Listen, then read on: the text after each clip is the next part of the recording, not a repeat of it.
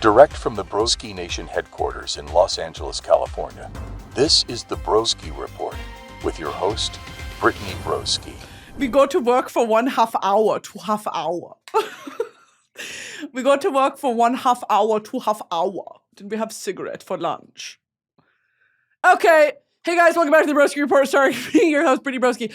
It's that time of the year again. That time of the episode. It's a new segment I'm calling Top of the Hour Stim Hour. Okay? It's time to just do 17 vocal stems back to back to back to back.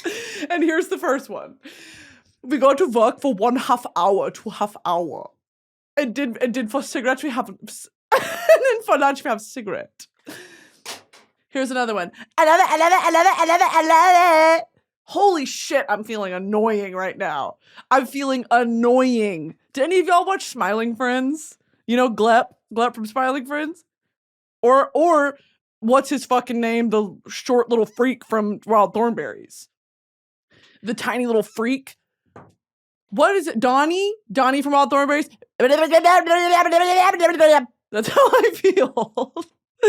And then Glep says, because he's a grown man. He has a job, he has a pension, he has healthcare.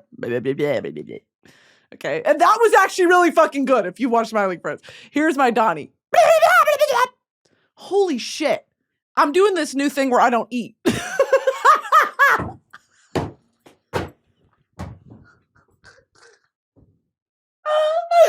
I'm trying out this new thing where I don't eat. And it's not on some eating disorder bullshit. I just forget. I forget to eat sometimes. Guess what I had for breakfast this morning? A Premier Protein coffee. Okay. Here's what I did this morning, y'all. Now stay with me because I feel fucking crazy. All I've had to eat today is a Premier Protein shake that I put some peppermint flavored syrup in and then a Red Bull. That's all. I can't believe I said that. I'm doing this thing where I don't eat. Okay. Blam, blam, blam, blam, blam, blam, blam. I'm back on my Greta Van Fleet bullshit, bitch. And where are they? Where the fuck is Josh Kiszka? Happy Pride Month to Josh Kiszka and Josh Kiszka alone. Where the fuck is he? First guest on the podcast, Josh Kiszka. Josh, how are you doing today? No! That was my Josh Kiszka impression. Josh, so creatively for this next album, you know, what were the inspirations? Did you pull from any maybe unordinary, extraordinary creative spaces that isn't just Aretha Franklin, Nina Simone? Where are you pulling from?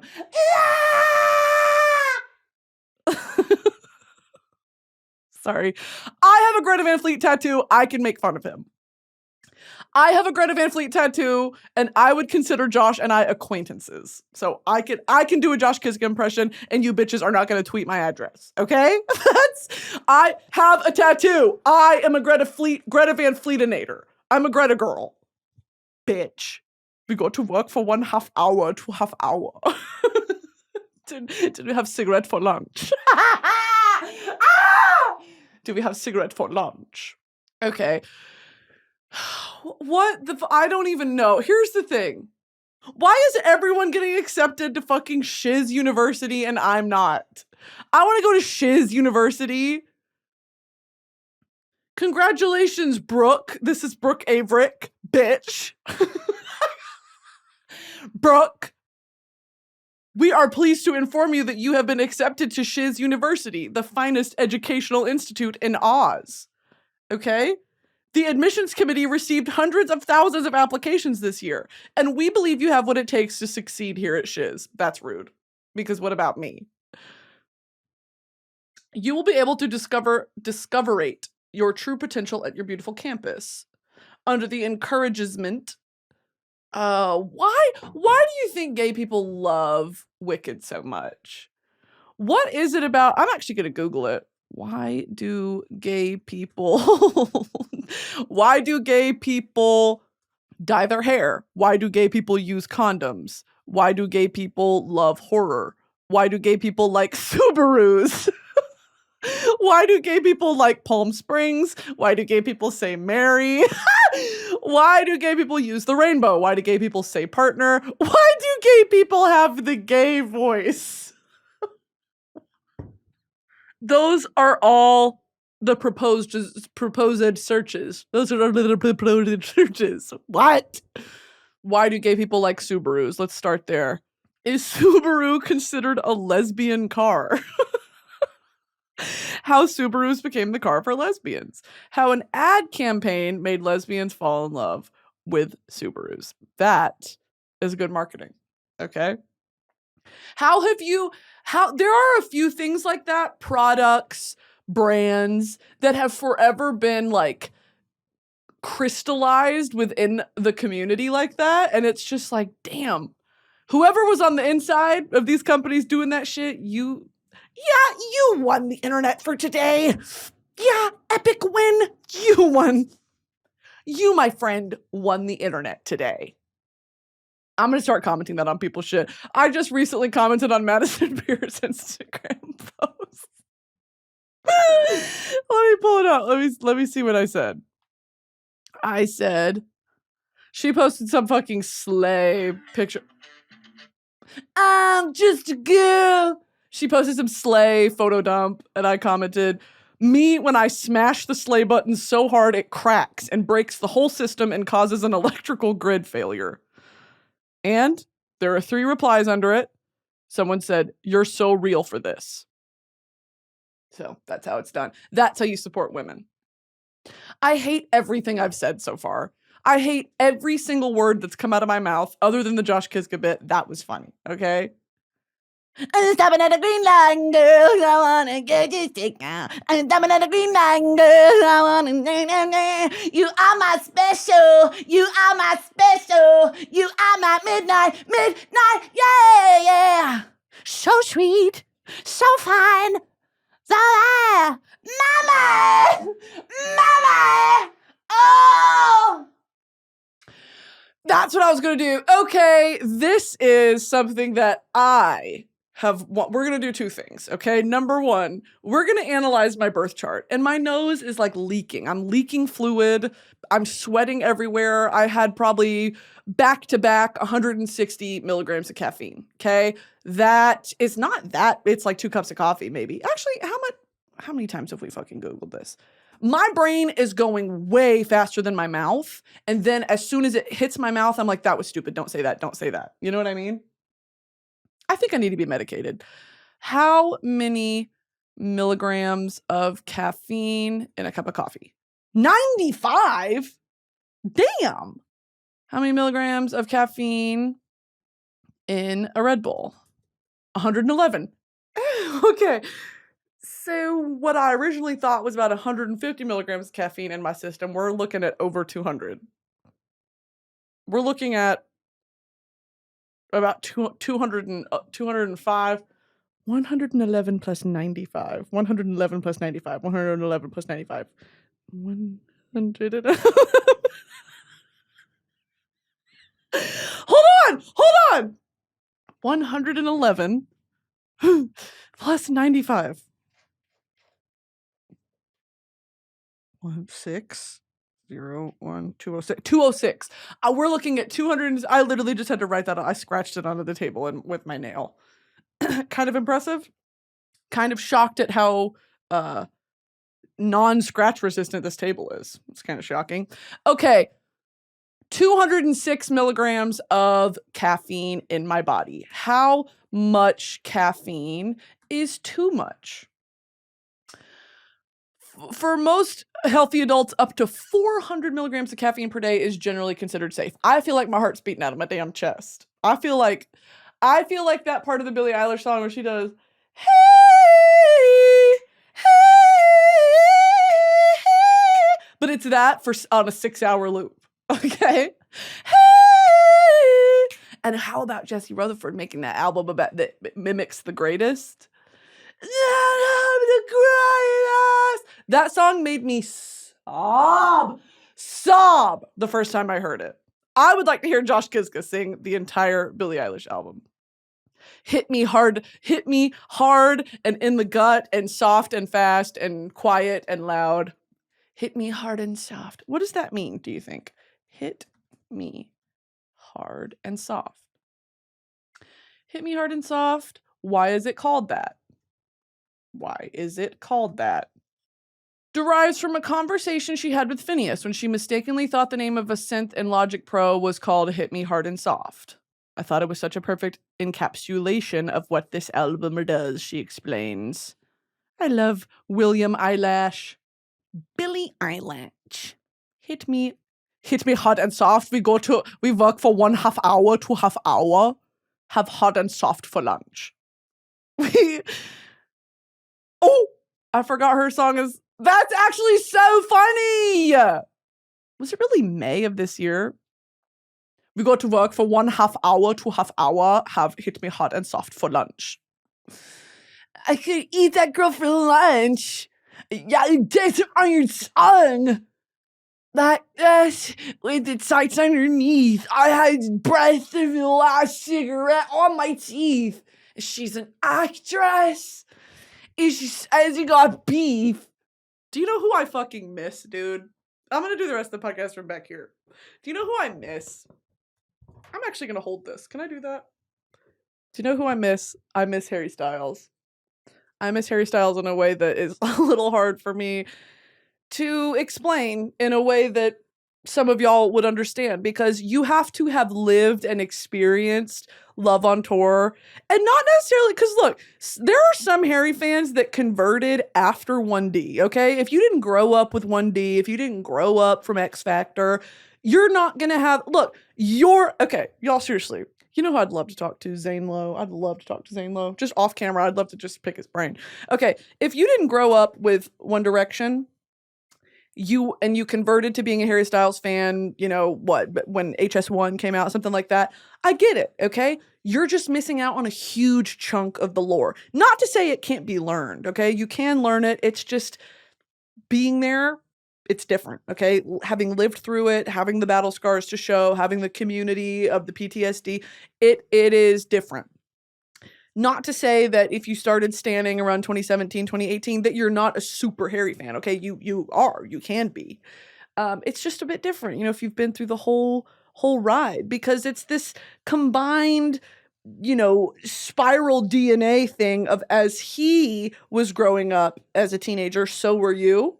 And so in that way, you know, Harry Styles has been a part of my life. And I said this, I think, when I met him, that whole like one night only release of Harry's House, he has been a part of my life as long as my best friend has. Like, I have truly loved him for damn near half my life.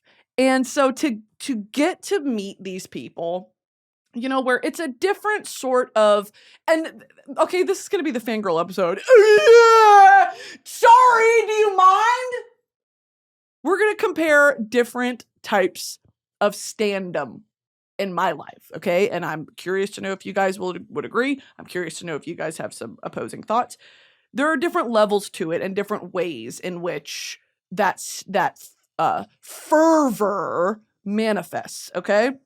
For Harry, with me, like I said, it's so intertwined to its cellular level with my adolescence and like my growing up, that of course I'm very attached to him as an adult, because it's nostalgic, but it's also, I love his music and I love him and I love what he represents. I have multiple Harry Styles tattoos. It's something about his worldview and what he puts out into the world that I've talked about this ad nauseum before. It's everything that anyone could ever hope to be. You know what I mean? Kind, overly generous, loving. At every opportunity, he puts love out into the world and expects nothing in return. And that's just, it's a beautiful thing. I love him for so many different reasons. Now, okay? Of course I love Harry's music. Of course I love Harry's music. Hozier's music affects me in a different way, on a much deeper way than I would say Harry's discography. But do I love them one more than the other? No. Okay? All of my sort of faves are equal in my eyes. Other than Beyonce, she sort of takes the cake for everything. She's the number one. Everyone else is sort of there's like 13 different people tied for silver. You know what I mean? 3 of those being, of course, Harry, Hozier, Rosalia. Okay? When we talk about Hozier, which I've done, again, ad nauseum, which is a Latin phrase for to the point of nausea, which we'll get into the Roman Empire in a second. I'm going to write that down because I have a lot to talk about the Roman Empire. Holy shit, this caffeine's hitting. I woke up this morning like, I don't want to film the podcast. And then I had 3 sips of my blue. Then we got to work for 1.5 hour, 2.5 hour. Then we have Red Bull on for lunch. Then we have cigarette and Red Bull for lunch. This episode is sponsored by Hexclad. It's officially autumn, you freak weirdos, so it's time to get cooking on some fall recipes, and no one's adult kitchen is complete without a really nice set of pots and pans. Please welcome to the stage Hexclad Cookware, where style meets substance for the modern chef who loves to cook and entertain without spending your time scrubbing on them dishes in the sink. Hexclad's 6-piece set is the perfect starter bundle to enjoy the incredible versatility of their products. The set features 3 of their most popular pans with an accompanying lid that can handle all your pan cooking needs, from searing steaks to delicate sauces. Your kitchen will never be the same. Say goodbye to sticking, burning, and uneven cooking, and hello to perfection with every dish. Hexclad's patented laser-etched hexagonal steel ridges boost your searing power. Whether you're a seasoned chef or just starting to explore your passion for cooking, Hexclad empowers you to unleash your creativity and culinary skills with confidence. Hexclad truly checks every single box when it comes to picking your cookware. They are metal utensil safe, dishwasher safe, and oven safe up to 500 degrees. They're induction ready and even have a stay cool handle so you can saute with ease. Hexclad has a lifetime warranty. These are literally the last set of pots and pans you will ever have to buy. These pans have made all the difference for me. Y'all, I'm serious. My old pans were literally flaking off into my food because they were hand-me-downs from my Mimi. So it felt ceremonious to buy my first really nice set of pots and pans. Cooking is more fun now, honestly. Even the great Gordon Ramsay, known to many as a bit of a critic, only trusts Hexclad pots and pans in both his home and in all of his Michelin star restaurants. If it's good enough for Gordon, I think you'll be satisfied too.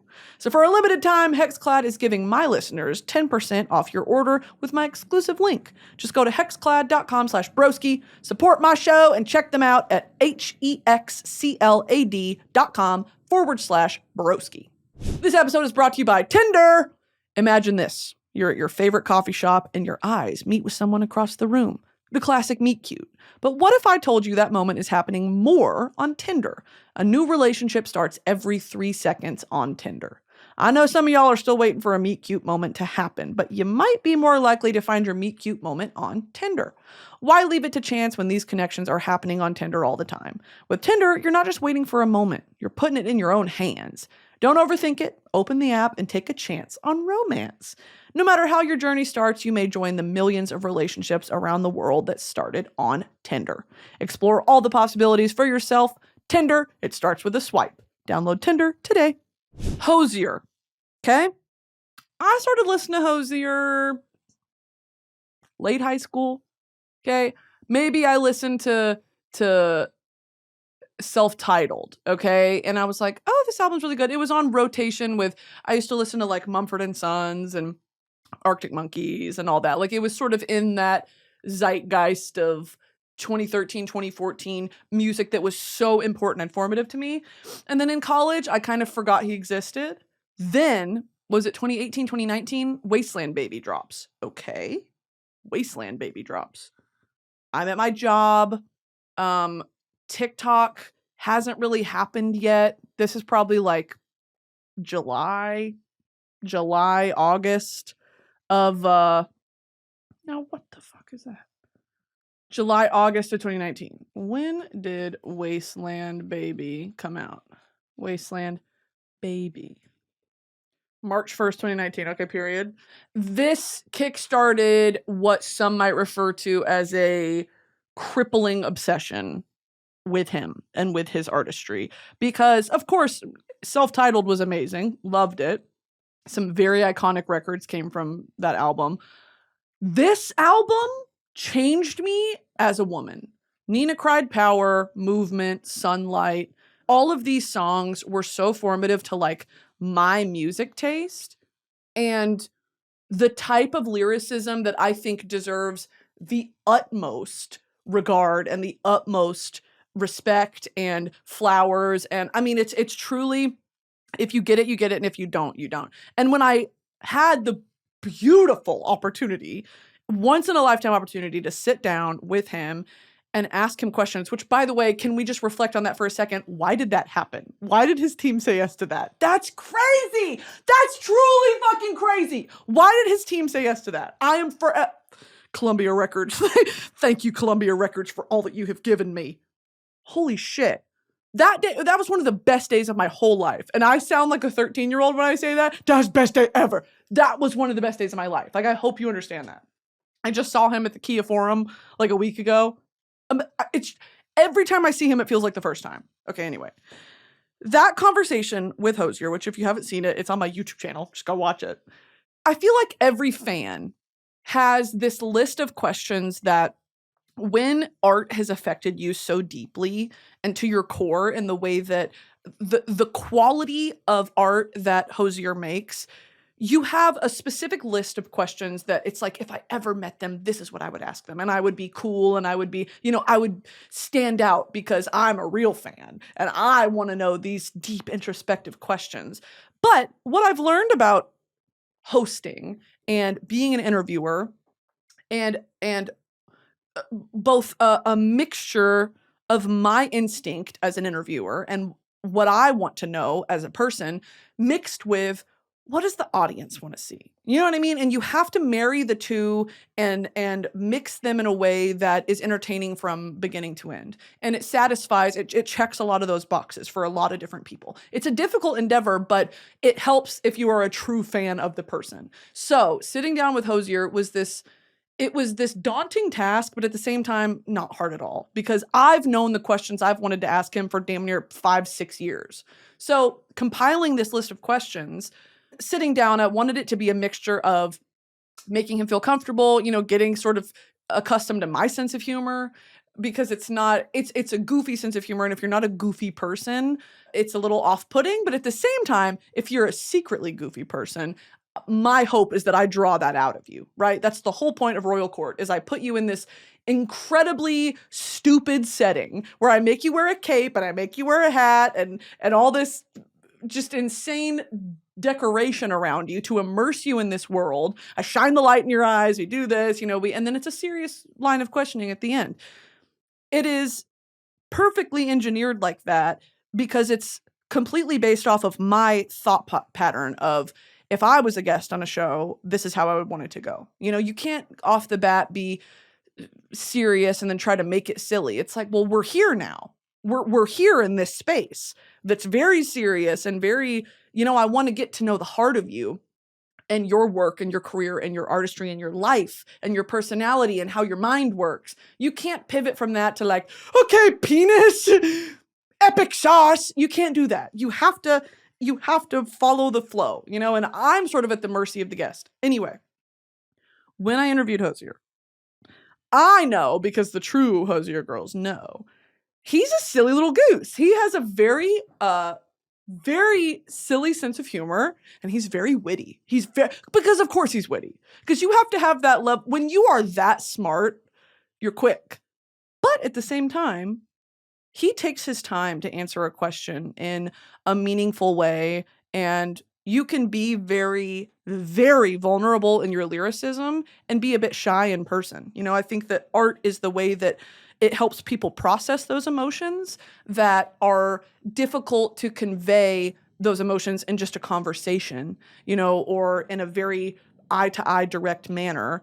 It's way easier, and I say easy in quotations, to take those feelings, bottle them, mold them like pottery or clay into a piece of art that is a bit abstract. It's a bit more digestible, because it's this roundabout way of talking about what you want to talk about. You go into writing a song or a poem with an idea of, this is the emotion I'm feeling. This is what I want to convey. What metaphors, what imagery can I use that will summarize what I want to get across. And in Hozier's case, it's a lot of biblical imagery. It's a lot of mythological imagery, like Greek mythology, Roman mythology. So that connects with me and so many other people, obviously. But the beautiful thing about someone like an Andrew Hozier Byrne is that he takes that mystical, floating a little bit above your head sort of imagery and pairs it with a fantastic guitar riff or a fantastic drum beat, an incredible vocal performance. So you don't even have to understand the lyrics. The lyrics are an added bonus to the sonic wonder of his music. So I feel like, from the release of Unreal Unearth, his album that just came out last year, it's obviously put him back on the map. But for me, he never left. And I'm so happy because I've moved past this point of like, I want to gatekeep my favorite artist. I want everyone to experience what goes on in my head when I listen to him and the way that I connect with him. Obviously, everyone has their favorite artists for different reasons and whatever. But I feel like his music has felt a little inaccessible maybe for some people. But now with Too Sweet being number one and him on tour everywhere, and another thing I love about him is he's going to share the stage. You know what I mean? He's going to bring Brittany Howard and all of these sort of up and coming, or not to say Brittany Howard's up and coming, but these other up and coming artists that he collaborates with on his albums, that he has open for him, Allison Russell, all these people that he is fans of. Who's the other one? Madison Cunningham, all these people where it's like real recognize real, but he understands the importance and the significance of putting someone on, he brings people up with him. When I saw him in Dublin, which was crazy because it started to rain and I was there with my Irish friend Emily and my friend Katie, and I was off the edible. It was a religious experience for me because here we are in Ireland and he gives this beautiful speech about, and it was as he was going in to sing Nina Cried Power, which is a Black Lives Matter song, to be quite frank. And it's sort of this protest anthem. And he goes into talking about it of just how disjointed the world is today and how the Irish people, above, so many other groups of people, understand the importance of true liberation and of oppression and of, the struggle is not over. And the importance of voting, the importance of protest, the importance of making your voice heard. And he had this beautiful speech. I have chills thinking about it. He had this beautiful speech that it united, all of these sort of different, and then he spoke about Free Palestine as well, of course, because they're all sort of pieces of this larger puzzle of oppression and of when enough people gather together and use their voices, both, metaphorically and literally, beautiful things happen and change happens. True change comes from the people and it's grassroots. And he had this beautiful speech and it literally moved me to tears. And it does every single time because he always has these moments where he's so eloquent, and it just reminds me that, you can love someone for their artistic worldview. You can love an artist for their performance capabilities. You can love an artist for a multitude of different reasons, but Hozier, to me, is every piece of the puzzle that you could want from a favorite artist. He is passionate. He is savant level talented. He's a great performer. He is kind through and through, very generous, understanding, all these things that, you want to feel. There's this part of fan culture now that didn't always used to be there. Okay. Fan culture used to be and still is very toxic, very toxic.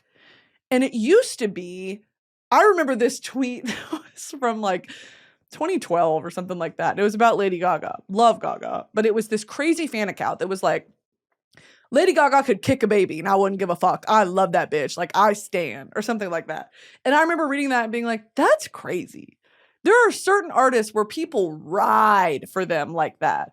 And back then, it's funny, but it was also this unabashed, like, I will stand by them through thick and thin, whatever. Because I don't know if it's their artistry, if it's their whatever that connected to them in that way, that they would literally go through hell and high water for that artist. Now, and correct me if I'm wrong, but this is sort of my take. Now, when you stan someone, there is a pressure that you as the fan place on the object of your standum, where it's almost this comparison of you want to prove to yourself that you're a good person by standing a good person. And when that person that you have put on a pedestal disappoints you or reminds you in some feeble way that they are human and they make mistakes and they are trying to figure out life the same way you are, the fandom turns very quickly. And the comment sections are some of the most toxic, disgusting, disturbing things you could ever see. Threats of violence, threats of doxing, threats to these people's families. How did it turn that negative? And I want to know when the shift happened. I think it was COVID, honestly. I think if I'm reflecting in my sociological brain, it was definitely COVID where this gap became very evident. When Kim Kardashian rented out an island during COVID for her fucking family where they didn't have to wear masks. And she went on twitter.gov talking about how she's so blessed and fortunate to be able to do this. And it just really reminds you to be grateful for what you... Meanwhile, people are separated from their grandparents who have died from COVID, or their parents or their siblings or their friends that they haven't seen in months, almost a year. And here we have never seen more staunch of a wealth gap evident. Okay, we've always known it was there, but here where it's like face to face, and they're being unashamed about it. So I think that's when the shift happened. Also, TikTok culture is just so toxic and weird. There is what I was saying, this comparison of I want to make sure constantly that the way that some people do body checks on TikTok, like, do I still look good? Am I still skinny? Am I still thin? Do people still think I'm attractive and desirable? People do that. It's almost like a wellness check within yourself of, are the people that I look up to and that I idolize, are they a reflection of who I want to be? And when those people disappoint me, it's almost this mirror that you are turned back on yourself of, how could I have stand someone like that? I don't know when fan culture became so deeply ingrained in like your identity, that who I am as a person is directly tied to if this fucking TikTok celebrity or this singer votes the way that I vote. You know what I mean? I think that it's important to talk about it because it's fucking weird. It's weird. And while I understand it, of course I understand it, okay? I am a child of the internet. I'm a child of fan culture. Of course I understand how deeply intertwined your identity can be with the things you love. Don't get me wrong. Of course I understand it. I can also point out, from having lived through it and now being a subject of it sometimes, how fucking weird it is. Because you don't know those people. And I know this is a conversation that we keep having in circles, okay? But it feels like it's not connecting. That you can love an artist and love a person for certain qualities they have. And yes, they will disappoint you. And if they haven't disappointed you yet, it's because you don't know that much about them. Because they keep it private, okay? Don't ever think that there is one perfect person that is deserving of all the love and all the fandom, all the whatever. You just don't know that much about them yet. You know what I mean? And that's a harsh reality that I think is a mixture of a generation being raised by the internet and a severe lack of being in touch with reality. That these people you idolize are just people at the end of the day. They wipe their ass. And it's a hard lesson to learn when you were raised in celebrity worship culture, where celebrities to you are more important than your day-to-day relationships. Your relationship with that celebrity is way more important than anything else in your life. And that's just having your priorities out of whack. And I think we need to talk about it more in a meaningful way that isn't just like, y'all worship celebrities. No, I want to get to the bottom of why. Why do we worship celebrities? It's because we think that the people in our lives have failed us. We know too much about the people in our daily lives. We know their quirks, their flaws. And while they have good qualities, you're focusing on the bad qualities way too much. But here is this shiny celebrity, okay, that you only see the good things because their image is polished and crafted by a team of probably 30 people who work on their project, work on their image, say what they can and cannot be photographed doing. They don't run their own Instagram account. They don't run their own Twitter. It's all fabricated, and we've fallen for it. You know what I mean? I think in the same vein, and now I'm just sort of waxing, philosophical here. The rise of relatable influencers is such a breath of fresh air. And I'm talking about this like I'm not a part of it. You know what I mean? I'm talking about this like a passive observer. I think that influencers have become this breath of fresh air for a lot of people because here's a normal person. Here's a normal person that I just like to watch because either they're entertaining or they're funny or I want to look like them or, I want to hang out with them. I want to be their friend. Okay? This episode is sponsored by HelloFresh. We all know home-cooked meals are so much better for you, but you don't always have time to pull it off. But with HelloFresh handling all the meal planning, shopping, and most of the prep, it's easier than ever to get dinner on the table quick and painless. No more endless recipe searching or spending money on a whole jar of spices for only a pinch. With HelloFresh, everything you need to make delicious meals comes right to your door, pre-portioned and fresh. Plus, the included step-by-step recipe cards make cooking simple. There's always new flavors to explore with an ever-changing menu of 50 recipes to choose from every week. Just pick your meals and your delivery date. It's that simple. I travel a lot, so it's hard to keep groceries just for one. So HelloFresh helps me feel like I'm eating well, and I only order it when I know I'll be home. For free breakfast for life, go to HelloFresh.com/freebroski. One free breakfast item per box while subscription is active. That's free breakfast for life just by going to HelloFresh.com/freebroski. HelloFresh, America's #1 meal kit. That's the biggest shift I think I've noticed, is it's no longer, I want to be that person. I want to live Kim Kardashian's life. I want to wear Kim Kardashian's clothes. I want to have her money. I want to this, whatever.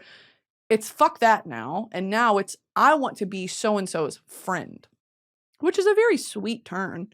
It's a very sweet turn that the people we want to give our attention to, because our attention is a form of currency, the people we want to give that to are people that we would want to spend time with in our daily lives. But again, you don't know these people.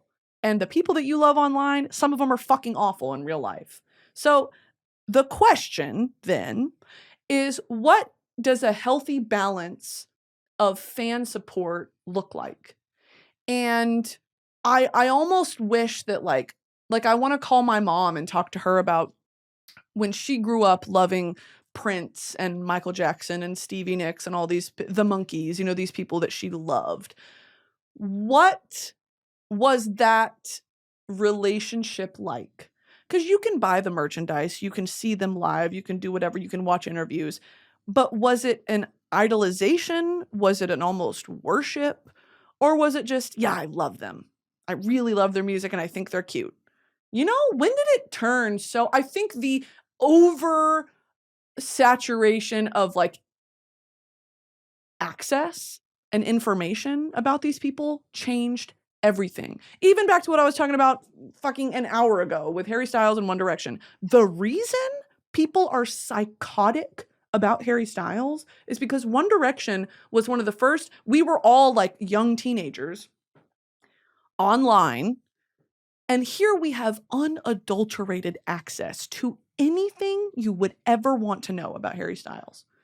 We know the hospital he was born in. We know what time he was born. We know his big three. We know his entire astrological chart. We know this. We know that. We know, his sister loves da-da-da, and his mom used to, his stepdad was, well, at what point is too much too much? And it's a weird thing to reflect, like as a fangirl, because I am a fangirl to my core. But the older I get, the more that I can look back and be like, that was fucking weird. I am weird. I am a weirdo. And I'm sorry. You know what I mean? I don't know. I just feel like it's so different with, back to Hozier. Here is a person, who has a very private life, shares his very vulnerable lyricism with us and then performs it live, is gracious enough to do interviews. And some people just, they don't know when to stop and they take it a bit too far. And is that part of it? And it brings Chappell Roan into the question too of, that bitch makes some points. I'm Team Chappell. You don't, just because you have found this newfound success and love from a fan base doesn't mean that you have to accept all the negatives of this culture. And she's threatened to leave. I mean, I completely get it. To be like, I'm going to stop making music. Like, I owe money to the label, but this shit is weird and it's invasive and it's disturbing and I don't want to be a part of it. But then the question is, are you ungrateful? Are you this? Are you that? And why is it seen as being ungrateful when artists come out and are like, I actually don't like that you tweeted where my sister works. That's weird. Why am I getting shit on for talking about how weird that is? Like, it's this brain-rotted take on celebrity culture. And I really hope that the tide shifts soon. And I also hope that cancel culture shifts soon too. Because then the question is, does cancel culture work? Or is it just this feeding frenzy of everyone wants to be like, I never liked her. She was always a bitch to me. I always. Just like, it's exhausting all the time. And it makes people not want to share their art for the right reasons. If people are looking to become famous for the sake of being famous, or for the sake of making money, for the sake of signing a record deal, you're doing it for the wrong reasons. And that is an empty and bottomless well that you will never, hear me, never be satisfied. And I think it shows. I mean, these are like soulless people. And I think Chappell is such a breath of fresh air where she tells photographers and she tells weird fans and she tells people that are so strange about her. And at the end of the day, she's a singer. She is a singer who makes great music, and she's an incredible performer. And she's gotten the attention of so many iconic musical legends because she is a great performer and a great singer and a great artist. At what point in that equation did she agree to be the subject of delirium? To be okay with all that's just stan culture. That's just fuck all that. You know what I mean? And I think that she's caught in a lot of flack for defending herself and speaking out against it. And I really hope that this influences this new part of entertainment of people who won't enable that behavior. And if being rich and famous, you have to deal with the fucking weirdos, I'd rather not be rich and famous. You know what I mean? Like, if that is the take, then I get it. I completely understand. It's just so strange. And we don't call it out as being weird enough. We just accept it as part of it. Well, you're ungrateful. The fuck I am. I'm grateful for everything. But that doesn't mean that I have to be okay with people calling my fucking parents' house because they Googled our home phone number. Y'all are weird. Anyway, there are types of entertainers who handle it with grace and handle it very well. Hozier being one of them, harrystyles being probably my most explicit sort of representation of that, of just never speaking an ill word, never having an altercation with a paparazzi, never having a negative interaction with a fan, none of it. He has such a squeaky clean image, and it's because so many people work on his artist project. So many people. And I love him as a person so much, but understand that he's signed to a label and he's signed to a management team, and all those people are so important in crafting that image that we all know as harrystyles, and that we all love. And it works and it's great. I think it's just naivete as well. Like kids online coming on and accepting what they see online as reality and just not questioning it, not whatever, not fact checking, just taking what they see on TikTok and running with it. Do you know how many comment threads I've opened and been like, I don't like her. And then someone will respond, just about anyone, or I don't like him. And someone will respond and be like, I'm sorry, I'm a little late. What did they do? And then the comments will be like, it was some racist tweet. And then the other comment will be like, well, what was it? What did it say? And then the original commenter is like, I don't know. I just heard about it. So fuck them. And it's like, anyone can say anything. Anyone can doctor a tweet. It's just, we live in fucking La La Land. We live in La La Land. And I do feel the need to say, of course, that there are real racists and there are real sexists and real dangerous people who have platforms, okay? People like that who are truly, truly rotted don't deserve a platform. But fabricating things and trying to, just because either you find them annoying or you don't agree with, something that it's like convincing a whole community of people that this person deserves to die because you think they're annoying is a crazy thing. And then you see crash outs. Because these people can't. We're just human at the end of the day. The human psyche is a frail thing.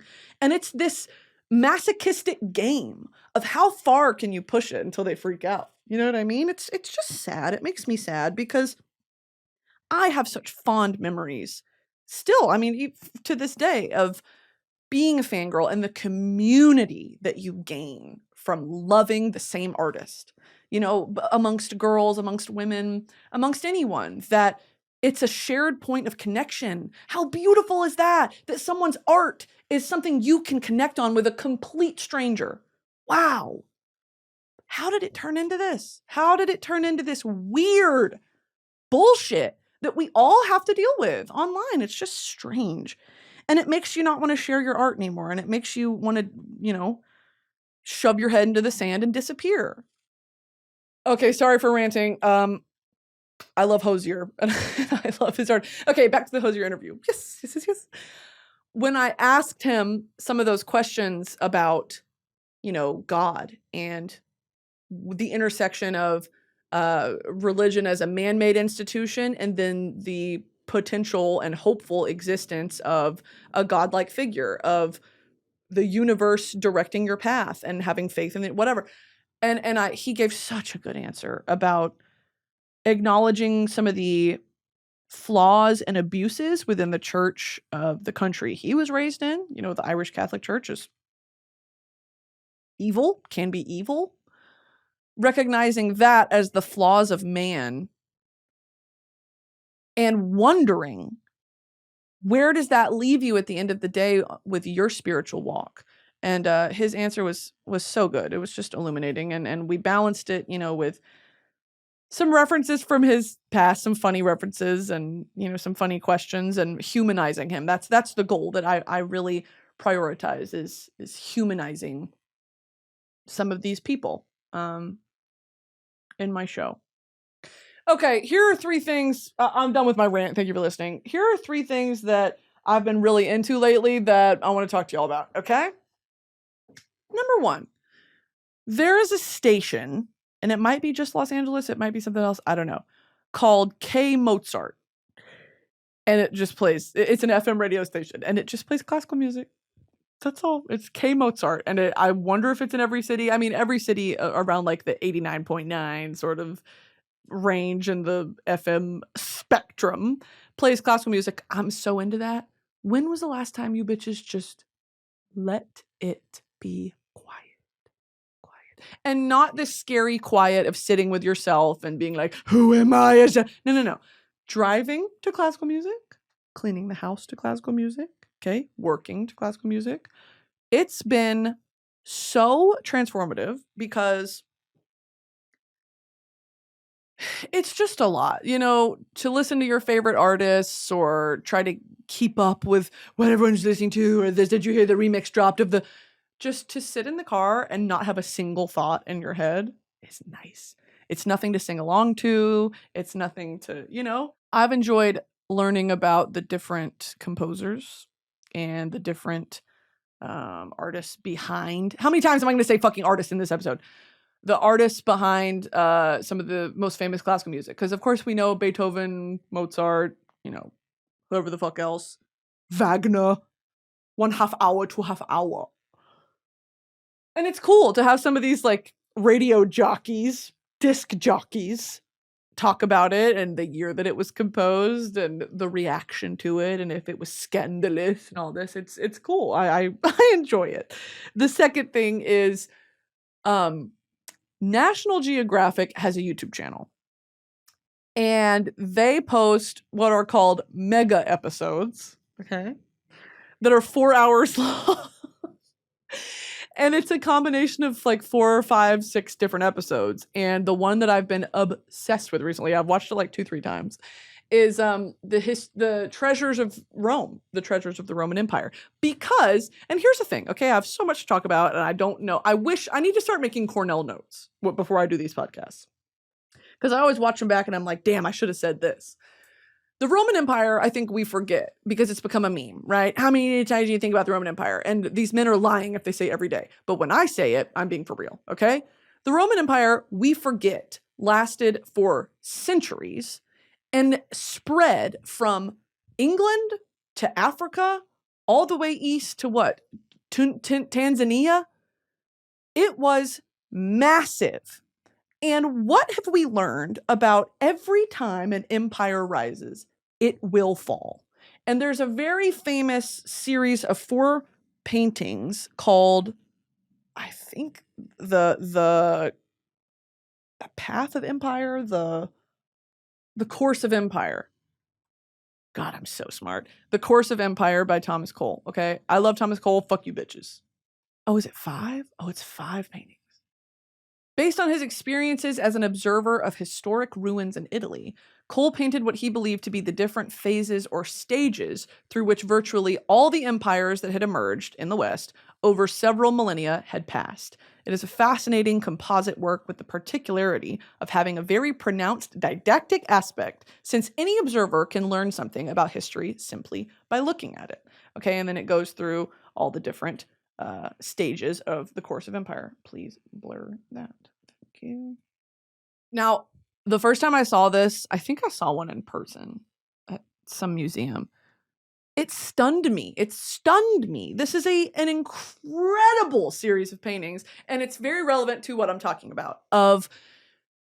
There is a clear path every time a Julius Caesar type character, Nero type character rises of here is someone who thinks himself a god. He thinks himself larger than life, above the law. He structures society around his whims and his worldview and his dogma, okay?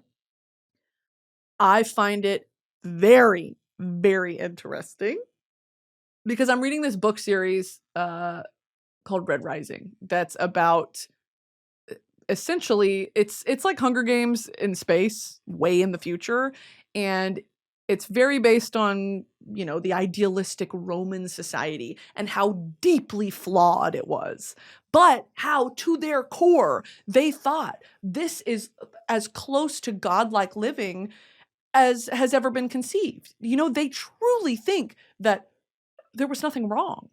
And it's so interesting. Okay, so it sparked this sort of interest in, because a lot of the character names and planets and moons and obviously all of that is based on Greek mythology and Roman mythology and Roman history. So going back and watching some of these National Geographic specials is very fun and it's very interesting because I recognize some of the names. And how funny is that, right? Like a lot of us know about Greek mythology from Percy Jackson, from Hercules, from, you know, all these movies and series that have, it's clear that the creators of that IP did their research into Greek mythology, but I don't know jack shit about it.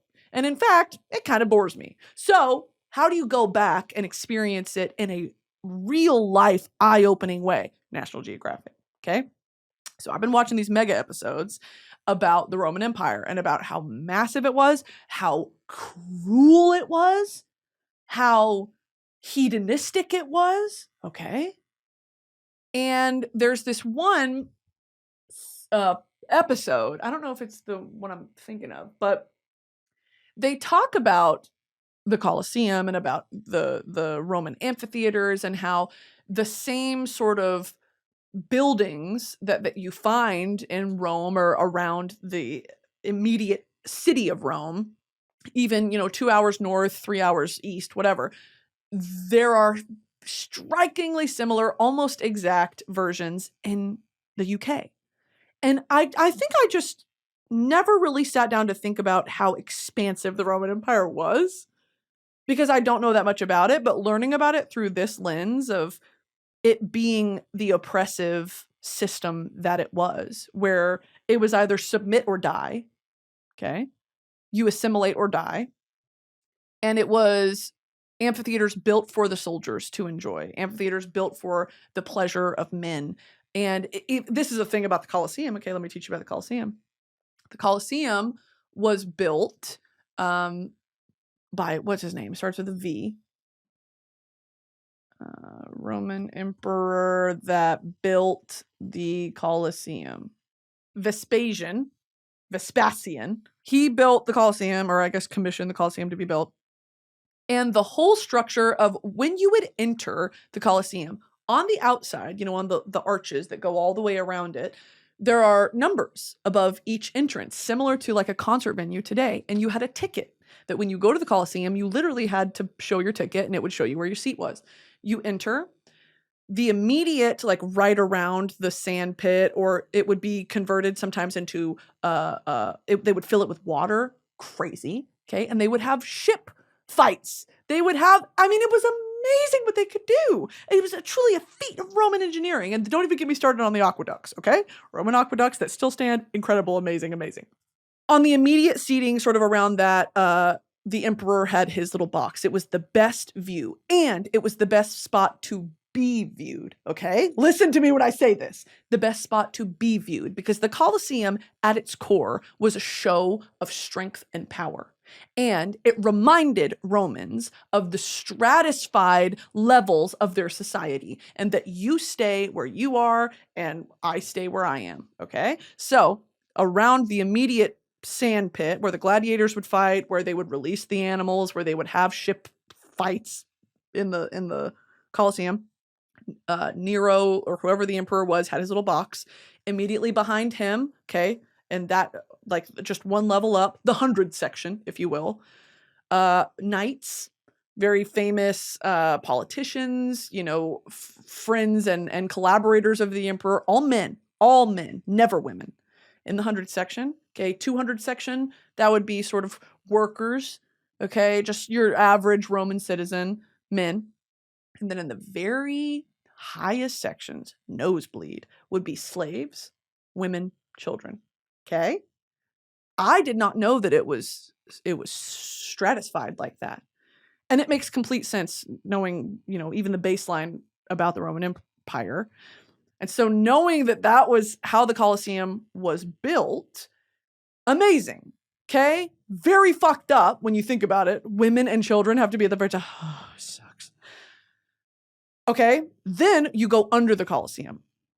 There are very, very primitive solitary quarters that the gladiators would be kept in, that the sacrifices would be kept in. They would sacrifice Christians to be killed until, who was the Constantine? Was he the one that was like, we shall not kill any more Christians. And in fact, everyone's got to be Christian now.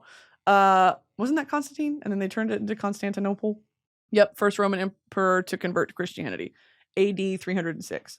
Also, did you know that Pompeii happened in AD 89? So Colosseum had like just been built when Pompeii happened. Okay, anyway. Oh, okay. Under the Colosseum, right? And this is very baseline knowledge. Go watch any documentary on the Colosseum and it'll tell you all this information. But it's very interesting if you've never heard it before. Under the Colosseum, the gladiator sort of locker room, if you will, there would be special holding pens for some of the animals they would release, as exotic as you can think, from zebras to lions to giraffes to anything. And it would be for sport. They would kill these animals for sport.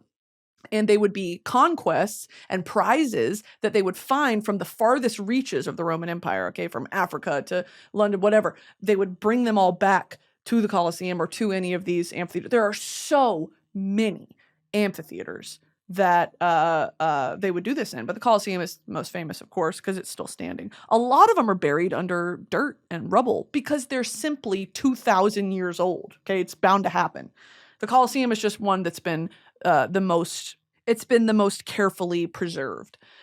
The Colosseum, underneath, there are ramps that have also been filled in, and they would use these ramps to bring the animals into the Colosseum, into the fighting floor. They would have posts that they would strap some of the sacrificial people to. Not funny. I'm just saying, like, a crazy that an engineer had to sit there and be like, okay, yes, and this is the post that we'll tie the fucking Christian to, and then the lion will eat him. Crazy that the emperor's like, and you, sir, are going to figure out how to get this fucking giraffe into the Colosseum, or I'm going to kill you. Crazy. Okay? That's the Colosseum. You can take a tour of it. Crazy. Now, do you know how half of the Colosseum is, it looks like it's at a slope, and that's kind of the famous shape of it, is it's stood upright on one side and then it slopes off into another and it looks like it's been added on. It's because that marble or that stone that they used to build the Colosseum, later on, and I'll have to look up the specifics, people would steal it to go make other stuff with it because the Colosseum was out of commission. It was old. It was just this eyesore in the middle of Rome. They would go and hack pieces of the marble off and use it to make other stuff. How crazy is that? Let's see what that was all about. From the 14th to the 19th century, people continued to pillage the Colosseum of its bare materials. Stone was stripped from the amphitheater's interior, and the bronze clamps which held bits of stone together were hacked off the walls, leaving scars which are still visible today. So it lost its stone due to a number of things. Oh my God, earthquakes as well. Earthquakes are a huge part of Roman history because so many, when you talk about the 7 wonders of the world, the ancient wonders, one of them is that statue that stands over. I feel like my grandmother when I'm trying to tell something. I'm like, it was a guy who was on that lake who, oh God, what was his name? And he died. And there was an earthquake and killed everybody. And now all you can see is feet. Me like, Mimi, what are you talking about? One time Mimi asked me, she said, how's your friend? I said, which friend, Mimi? She said, Malone. How's Malone? Your friend Malone. Are you talking about Post Malone? Yeah, how is he? Mimi, Post Malone. You know what? He's good. Post Malone is great, Mimi. Thank you for asking. He misses you. What, Mimi? Let me Google. 7 wonders of the ancient world. Colossus of Rhodes. There we go. A statue of the Greek god Helios that stood for 56 years before being destroyed by an earthquake. Colossus of Rhodes. Oh, crazy. Yeah, this is like a reimagination of what it must have looked like. And so when you sailed into this harbor, you had to go under his gooch. Okay, you had to go through his gooch. You had to go through his open legs.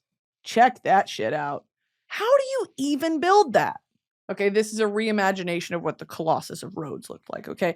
This, again, was destroyed by earthquakes. Earthquakes were massive in this area. I'm not sure why. Actually, let me think about it for more than 5 minutes.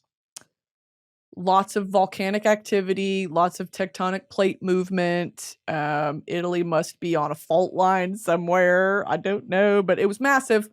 Okay, so other reasons the Colosseum lost stone. The Colosseum has been damaged by earthquakes throughout its history, including a major earthquake in 1349 that caused the collapse of the south side. The Colosseum's foundations are especially vulnerable to seismic damage because the south side rests on waterlogged sediment, which amplifies seismic shocks. Now that is tea, okay? The Colosseum was plundered from the 14th and 19th century. Like I said, they pillaged it. The stone was reused in other buildings, such as palaces, churches, and hospitals. The Colosseum has also suffered from general deterioration and pollution over time.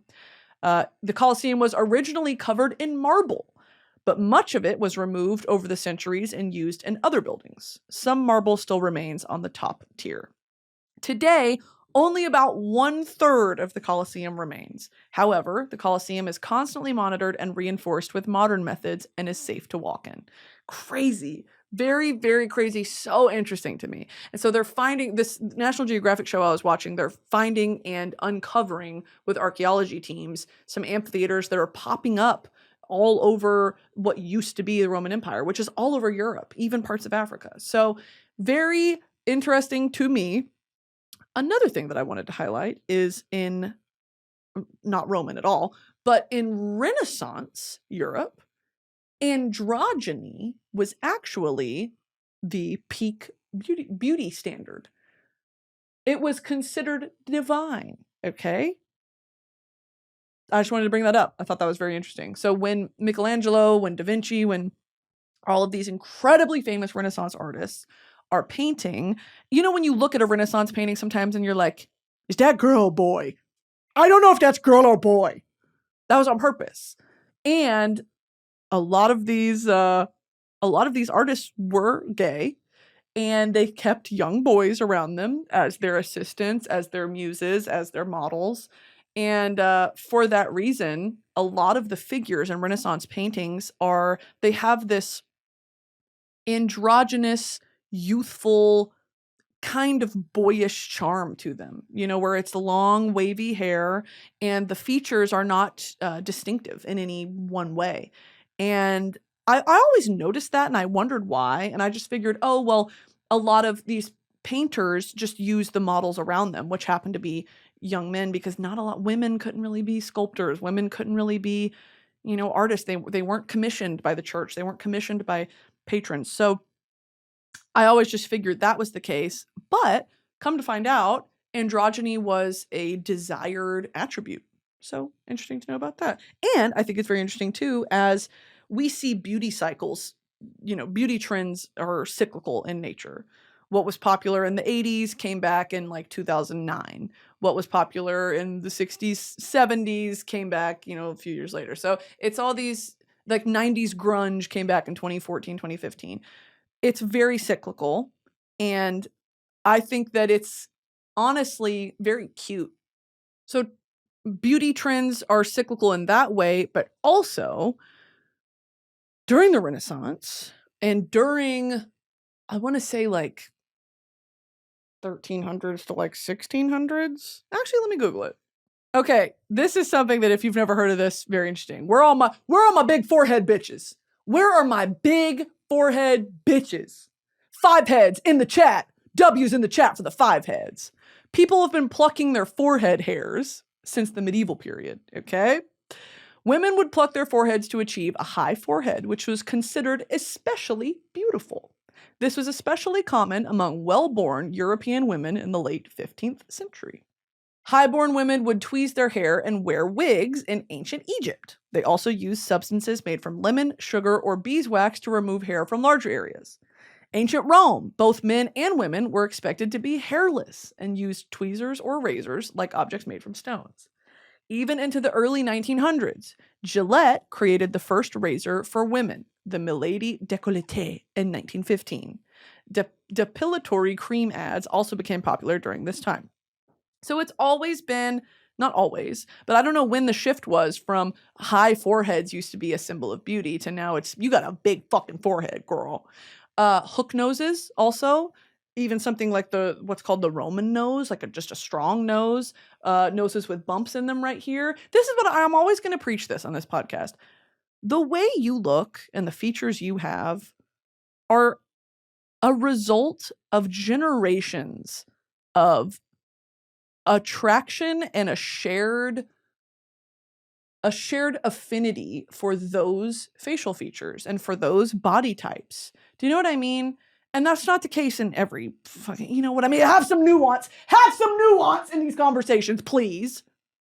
But it remains to be said that these beauty standards and these things that we are taught to hate about ourselves make us unique. They make you unique. And if you change your face, your life is your life, okay? But if you change your face, you lose your uniqueness and you lose those qualities that connect you to everyone that came before you, your family lineage, You know, you may have the same nose as your grandmother or the same forehead as your great-grandfather. It's like these things are what make us so human, and they date back thousands of years. Why would you want to get rid of that? That's my take, okay? Do what you want to do with your body. But my take is that the more you learn about history in this way, and when you can pinpoint when women were taught to start removing facial hair, body hair, to start, you know, squeezing their waists as tiny as they could get them. Those things, it's like it makes you resent ever wanting to do that, because I'm not a Barbie doll.